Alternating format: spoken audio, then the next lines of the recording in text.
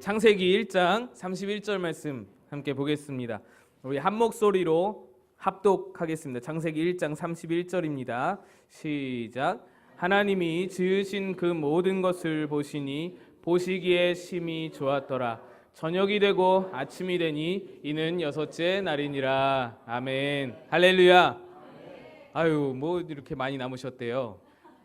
박 목사님도 안 계시는데 여러분들 많이 남으셔. 저는 텅텅 빌 줄 알았는데 제 믿음이 적었습니다, 여러분. 비도 오는데 복 받으세요. 예, 감사합니다, 여러분들. 오늘 하나님 말씀을 통해서 오늘 잠깐 우리 가정에게 또 교회에게 주시는 말씀을 함께 나누고자 합니다. 5월 이제 가정의 달이 계속 지나가고 있는데 가정에 대한 말씀을 한 가지 더 말씀드리고자 합니다.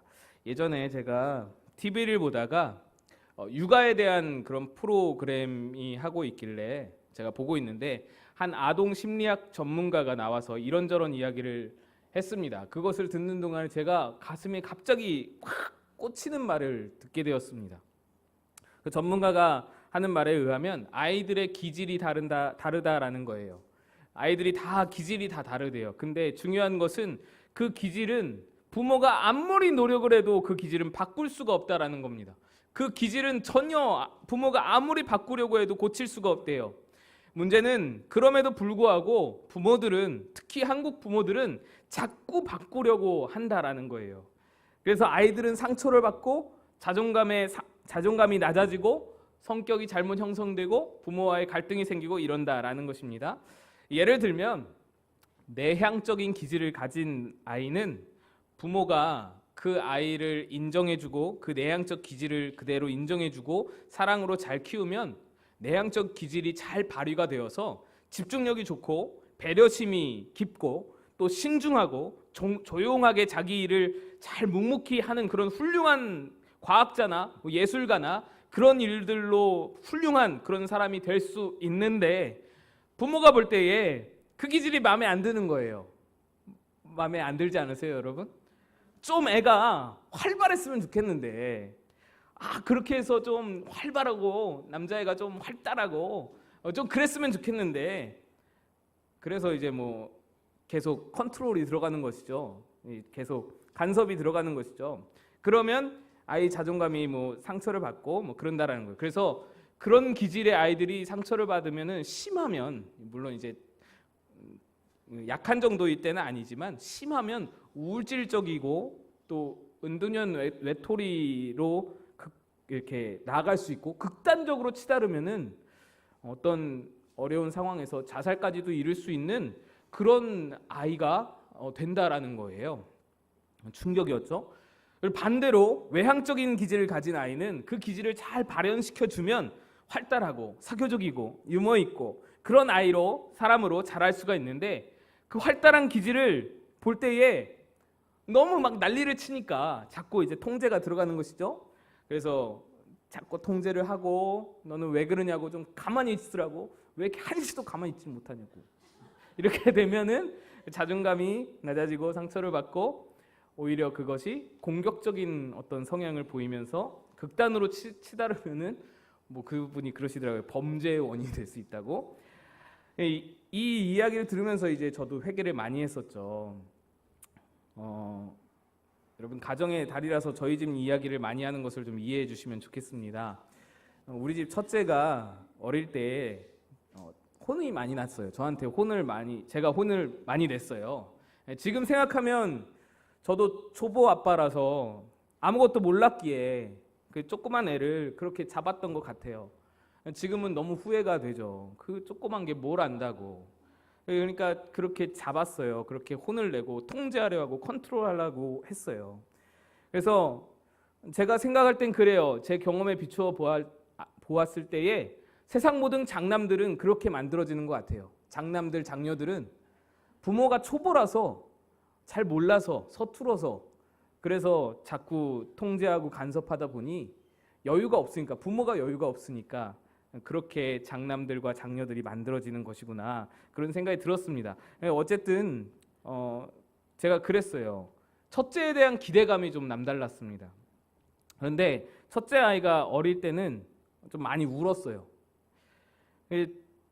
제가 어려서부터 제 성격에 불만이 많았거든요. 이렇게 좀 내향적이고 소심하고 좀 그런 성격이 제가 불만이 많아서 우리 아들은 좀 사나이답고 좀 호탕하고 좀 그래야 되겠다 불만인 거예요. 근데 맨날 질질 짜고 막 그러니까 못마땅한 거예요. 혼을 냈죠. 근데 혼낸다고 나아지나요? 혼내면 혼낼수록 아이의 자존감은 떨어지고 상처받고 그런 것이죠.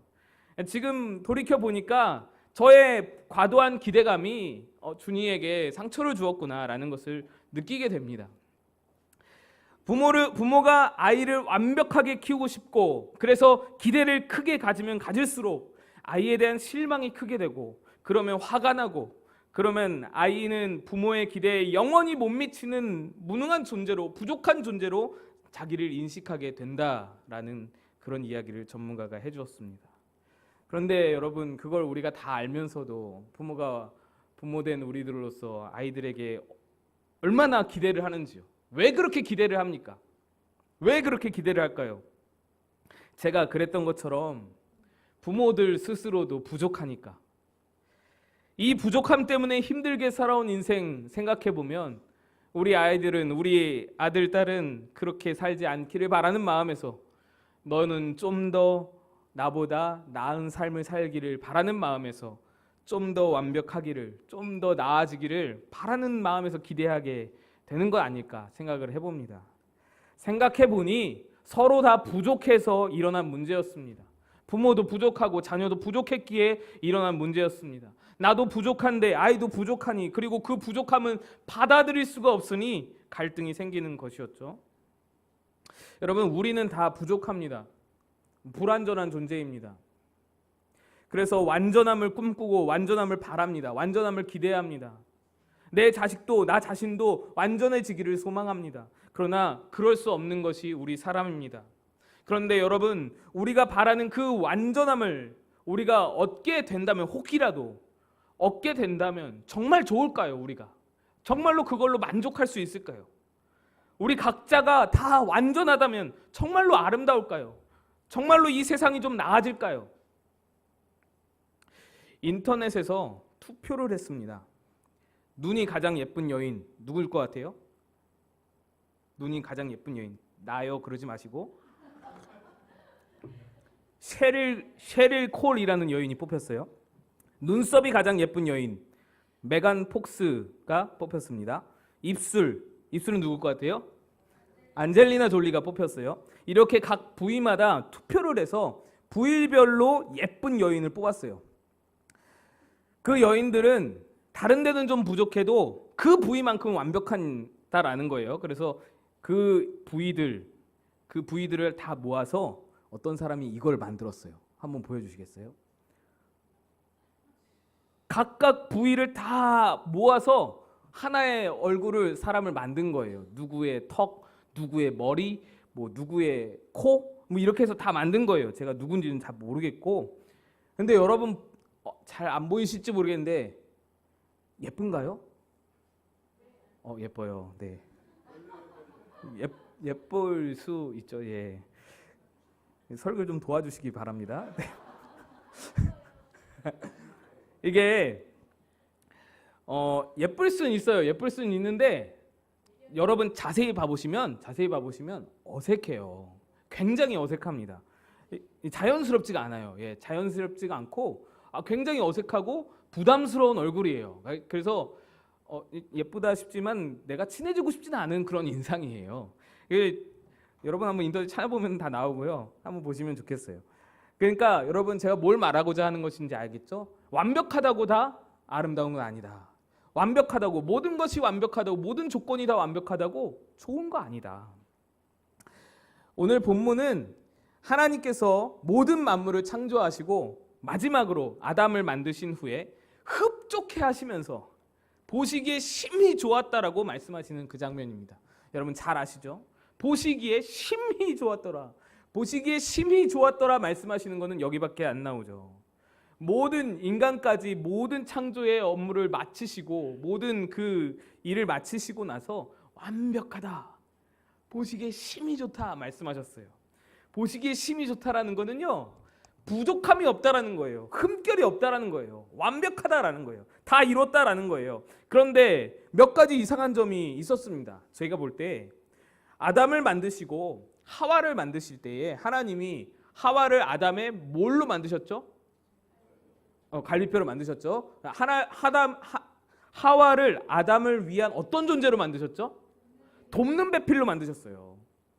여러분, 돕는 배필이다라는 의미가 그냥 한글로만 들어봐도 도움이 필요하다라는 것 아니겠어요?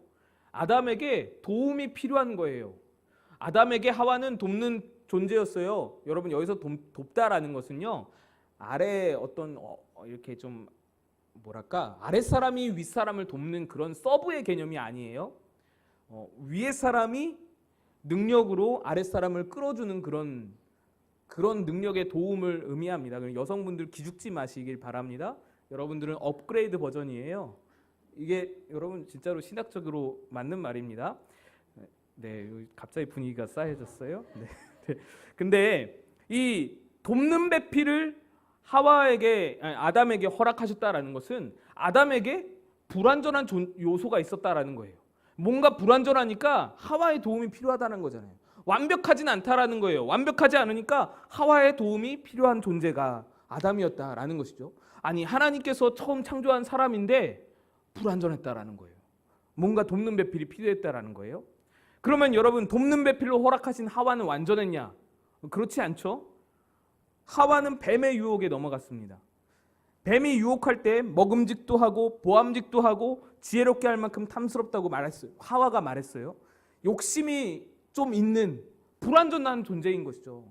욕심이 있고 그 유혹에 넘어간다라는 것은 불완전한 존재라는 것이죠. 아담도 하와도 다 불완전했습니다. 그런데 그런 불완전한 존재를 만들어 두시고서 하나님은 도대체 뭘 보시면서 보시기에 심히 좋았더라라고 말씀을 하셨을까? 가장 심혈을 기울여서 만드신 인간이 이렇게 불완전하고 별것 아닌 존재들인데 다른 만물들, 다른 식물, 생물들, 동식물들은 여러분 완전하겠어요? 하나님이 만드신 세상은요, 여러분들 외람되게 들리실지 모르겠지만 완전하지 않은 세상이었습니다. 불완전한 세상이었어요. 그럼 도대체 하나님은 뭘 보시면서 그렇게 기뻐하셨을까? 뭘 보시면서 그렇게 완벽함을 느끼셨을까? 하나님도 인간이 불완전한 것을 아셨습니다. 분명히 아셨죠. 하나님도 세상이 불완전한 것을 아셨습니다. 오히려 불완전하게 창조하셨습니다. 그리고 하나님은 불완전한 자연과 불완전한 인간이, 또 불완전한 인간과 불완전한 또 다른 인간이 조화를 이루면서 세상을 살아가는 그 모습을 보시면서 보시기에 심히 좋았더라 라고 말씀하셨다라는 겁니다. 연약한 사람과 연약한 사람이 서로 돕고 살아가는 모습을 보면서 완벽하다라고 말씀하셨다라는 것입니다. 오히려 좀 여러분 지금 아까 보셨던 그 사진처럼 완벽한 부위들을 모아놓고 보면은 뭔가 완벽할 것 같지만 오히려 좀 부족한 부위가 모인 제 얼굴이, 여러분의 얼굴이 좀 더 자연스럽고 조화롭고 아름답듯이 하나님은 불완전한 아담과 불완전한 하와가 서로 조화를 이루면서 살아가기를 바라셨다라는 것입니다. 제가 취미가 뭐 별게 없는데 야구 시청하는 것을 참 좋아합니다. 거의 매일 하이라이트라도 빠지지 않고 보려고 해요. 드라마도 안 보고 예능도 보는 게 없고, 그런데 TV 틀면 볼 게 없어요. 그래서 뭐 다른 거 볼 거 없는데 야구만 잘 봅니다. 저에게 TV는 야구 시청용이에요. 그래서 야구를 여러분 아시는지 모르겠지만 야구는 한 팀 안에 걸출한 스타 선수 한 명만 있다고 해서 그 경기를 이길 수 있는 스포츠가 아니에요. 물론 뭐 팀 스포츠가 다 그렇지만 야구는 정말 잘하는 선수 한 명만으로는 점수조차 내기도 힘든 스포츠가 야구입니다. 야구는 정말 잘하는 선수다라고 할 때에 그 타자의 타율이 3할이라고 해요. 3할. 3할이라 하면은 10번 치러 나왔을 때에 3번 치면 3할이에요. 30%가 3할이거든요. 10번 나와서 3번 쳐내면 3번 안타 치면 3할인 거예요. 근데 그 형편없는 성적을 가지고 야구에서는 잘한다라고 한다니까요. 좋은 선수다라고 하는 거예요. 여러분, 타석에 나오기만 하면 100%다 안타를 쳐내는 그런 사람이 한 명 있다고 칩시다. 그 사람 덕분에 팀이 매일 이길 수 있을까요? 못 이깁니다. 아예 점수도 못 낼 수도 있어요. 안타 치고 나가봐야 후속 타자가 계속 쳐줘야만 이 사람이 들어와서 점수가 나가거든요. 근데 한 명이 잘한다고 해서 점수를 내거나 이길 수 있는 스포츠가 아니라는 거예요. 그래서 야구는 다 같이 함께 만들어야 되는 거예요. 야구 경기에 점수 내는 방법이 뭐냐면요. 2할짜리 20% 타율을 가진 사람이 공에 퍽 맞아요. 그럼 절뚝거리면서 나가요. 그리고 1루로 나가면 그 다음에 30% 치는 사람이 어떻게 잘해서 안타를 쳐요. 그러면은 뭐 또 나가요. 그 다음에 또 20% 치는 사람이 운 좋게 어떻게 잘했어요. 그렇게 해서 점수가 나는 거예요. 한 명이 잘해서가 아니라 몇 명이 같이 잘해야 점수가 날 수 있는 스포츠가 야구라는 거예요. 혼자 백날 잘해봐야 점수도 못 내고 이길 수도 없다라는 것입니다. 여러분, 그러니까 여러분의 남편이, 여러분의 아내가 10번 중에 3번 잘하면 잘하는 것으로 믿으시기 바랍니다. 아멘도 안 하시네. 여러분 자녀가 10번 중에 2번 잘하면 보통인 거예요. 괜찮은 거예요. 아멘? 아멘도 안 하시고 참. 여러분 생각은 그러시겠죠. 그러면 그런 사람들끼리 모여서 언제 점수 내나요? 언제 성과를 얻고 언제 득점을 하나요? 여러분, 그 부족한 사람들이 모여서 힘을 합쳐서 내 역할, 저 사람의 역할 다 감당해낼 때 그게 합쳐져서 점수가 나는 거예요. 그게 가족입니다. 그게 교회입니다. 그것이 하나님이 원하시는 사회입니다. 하나님이 지으신 공동체는 어떠한 공동체이든 다 그렇게 만들어지셨습니다. 우리는 서로서로의 불완전함을 받아들이고 그 불완전함 안에 장점들을, 조금씩 있는 장점들을 모아서 가정을 일구어야 하는 것이고 교회를 세울 수 있어야 하는 것입니다. 하나님은 우리 인간을 그렇게 불완전하게 만드셨어요. 그래서 우리 한 사람 한 사람은 마치 퍼즐 조각과 같다라고 저는 생각을 해봅니다. 퍼즐 조각은 조각 하나 가지고는 절대로 큰 그림을 만들 수가 없습니다. 조각 하나 가지고는 완성을 시킬 수가 없는 것이에요. 조각 하나 가지고는 아름다운 작품을 보일 수도 없습니다. 이게 뭔지도 몰라요. 퍼즐 조각은 다 같이 모여서, 하나도 빠짐없이 다 같이 모여서 완성된 그림을 이룰 수가 있는 거예요. 한 개라도 빠지면 이가 빠진 그림이 되고 완성이 안 되는 것입니다. 우리의 모습을 한번 보시기 바랍니다. 우리 자신의 모습을 한번 살펴보세요. 저도 여러분도 다 불완전한 사람들 뿐입니다. 우리는 어떤 곳은 툭 튀어나와 있고요. 어떤 곳은 움푹 패여 있고요. 우리의 모습을 들여다보면 다 울퉁불퉁하고 불완전한 존재입니다. 그러니 여러분의 가정 안에서 또 우리 교회 안에서 우리는 퍼즐 조각과 같다라는 것입니다. 다른 사람의 울퉁불퉁한 모습을 너무 깎아내려 하지 마세요. 그 튀어나온 부위는 내 움푹 패인 부분으로 덮어줘야 할 부분이지 깎아내려야 할 부분이 아니라는 것입니다. 다른 사람의 움푹 패인 부분을 너무 억지로 메우려고 하지 마세요. 너무 고치려 하지 말고 오히려 그 움푹 패인 부분을 내 장점으로 메꿔줘야 할 필요가 있다라는 것입니다. 왜요? 우리의 목표는 작은 조각의 그림이 아니고 큰 그림이니까, 다 함께 완성할 큰 그림이니까 우린 퍼즐 조각이기 때문에 우리는 함께 힘을 합칠 필요가 있다라는 것입니다. 빈스 롬바디라는 미국의 아주 유명한 미식축구 감독이 있습니다. 1950년대에 승률이 10%에도 못 미치는 미식 축구팀 그린베이 패커스의 감독으로 1년 만에 만년 꼴찌였던 팀의 승률을 60%로 끌어올렸고 NFL 사상 유례가 없는 74%의 승률의 팀을 이루어낸 그야말로 전설적인 지도자, 전설적인 감독이 바로 빈스 롬바디라는 사람입니다. 1961년과 62년, 65년에 NFL에서 팀을 우승으로 이끌었고요. 66년과 67년에는 NFL 우승팀과 AFL 우승팀이 맞붙는 슈퍼볼에서 2년 연속 챔피언 자리에 올랐으며 그의 팀은 총 6번 결승 진출과 5번의 우승이라는 전무후무한 기록을 남겼습니다. 이 전설적인 감독 빈스 롬바디에게 한 기자가 이 화려한 업적을 이룰 수 있었던 비결을 물었습니다. 그는 이 빈스 롬바디가 이렇게 대답했어요.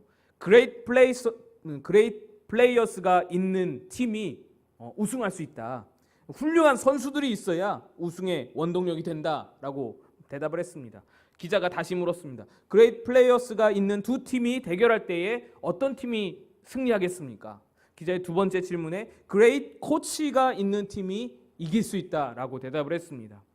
훌륭한 코치가 있어야 된다. 훌륭한 선수와 훌륭한 코치가 둘 다 있는 두 팀이 맞붙으면 어디가 이겠느냐고 기자가 집요하게 질문을 했습니다. 그때에 이 감독의 본 마음이 나옵니다. 그가 이렇게 대답을 합니다. 팀원 간의 사랑이 있는 팀이 승리한다. 이 대답에 의아해하는 기자에게 이 감독이 이렇게 덧붙였다고 합니다. Football is about loving. Football is about loving. 다시 말하자면 팀원 간의 사랑이 경기 중에 선수들에게 열정을 주고 정신력을 준다라는 것입니다. 풋볼 경기가 무척 힘이 드는 경기입니다. 그저 뛰기만 하는 것이 아니라 부딪혀야 되고요. 넘어져야 되고요. 들이받는 그런 경기이기 때문에 보통 다른 경기에 아마 수십 배의 에너지가 필요할 것입니다. 그런 경기에서 체력이 고갈되고 나면 정신력으로 경기를 풀어가야 할 텐데 이 정신력을 극대화할 수 있는 방법은 사랑이라는 거예요. 사랑하는 팀이 그 정신력을 가질 수 있다라는 것입니다. 예를 들면 모두가 힘이 빠지는 경우에 그 경기 후반에 내가 사랑하는 잭이 볼을 가지고 달리는데 상대 선수 서너 명이 막 잭을 넘어뜨리려고 달려옵니다.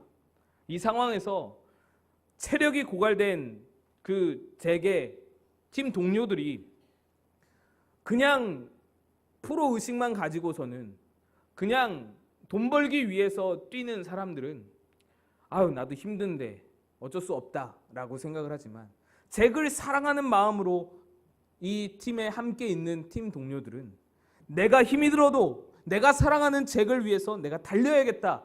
이 정신력으로 전력 질주를 해서 상대 선수들을 넘어뜨릴 수 있다라는 것입니다. 다른 팀에서는 이러한 경우를 찾아볼 수가 없죠.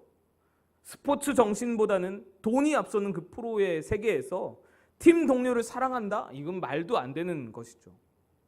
그러므로 그 사랑의 정신력이 이길 수 있었다라는 것입니다. 위대한 전설을 남길 수 있었던 것도 만년 꼴찌가 슈퍼볼을 차지할 수 있었던 것도 사랑의 정신력 때문이고 사랑하는 팀워크와 함께 나갈 때에 나 개인도 존재한다라는 그 생각 때문이었던 것입니다. 여러분, 저는 이것이 바로 우리들 가정의 장점이 되어야 한다라고 생각합니다. 우리 마고 꿈꾸는 교회의 강점이 되어야 한다라고 봅니다. 저는 빈스 롬바디 감독의 말을 이렇게 바꾸어 말하고 싶습니다. Family is about loving. Church is about loving. 가족과 교회의 공통점은 사랑 빼면 남보다 못한 관계가 서로 모여 있다라는 것입니다. 여러분 동의하시죠? 직장 동료는 서로의 이익을 위해서 모여 있습니다. 자기가 저 사람이 나에게 이익이 되고 내가 저에게 이익이 되기 때문에 함께 모여 있는 곳이 직장 동료들입니다.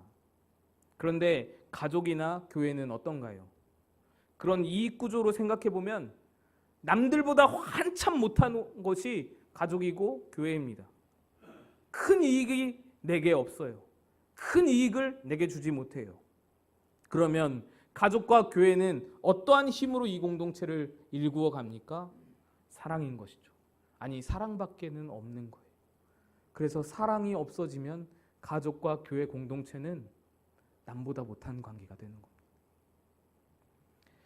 풋볼은 사랑이 없어도 적당히 팀을 이룰 수 있지만 가족이나 교회는 사랑 없으면 즉시로 해체될 위기에 직면할 그런 공동체가 바로 가족과 교회입니다.